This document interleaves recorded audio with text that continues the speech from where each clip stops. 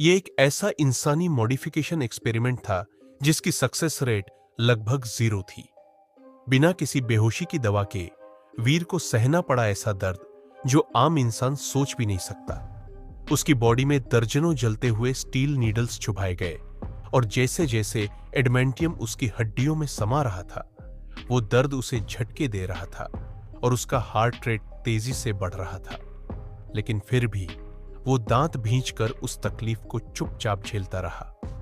उसकी जबरदस्त will power और हीलिंग एबिलिटी ने उसे टूटने नहीं दिया।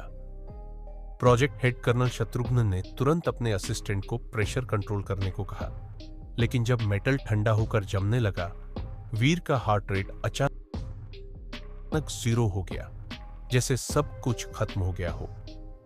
शत्रुघ्न को एक पल को लगा कि एक्सपेरिमेंट फेल हो गया है, मगर तभी पीछे से हार्ट बीट की आवाज आई। ईसीजी में मूवमेंट दिखा और वीर एक पल में जैसे मौत को मात देकर वापस लौट आया। एडमेंटियम उसके साथ पूरी तरह से मर्ज हो गया था, एक परफेक्ट किलिंग मशीन बन चुका था। शत्रुघ्न को अब उसे कंट्रोल में रखने के लिए उसकी याददाश्त मिटानी थी, लेकिन जैसे ही ऑर्डर दिया, वीर को उसकी नीयत का एहसास हो गया। उसने आंखें खोली और एक्सपेरिमेंट रूम में पागलों की तरह छटपटाने लगा। उसकी बाजुओं में छिपे एडमेंटियम क्लॉज अपने आप निकल आए और उसकी दहाड़ से पूरा लैब हिल गया। उसने बेड़ियां तोड़ी और गुस्से में आग की तरह फट पड़ा। अब वो एक इनविंसिबल फोर्स था, जबरदस्त हीलिंग के साथ अटूट पंजों वाला। उसने बेस के गार्ड्स को मिनटों में खत्म कर दिया। भारी दीवारों को फाड़ते हुए कूदकर जंगल की ओर भाग निकला। नीचे पहाड़ियों में एक बुजुर्ग कपल फार्म से लौट रहे थे।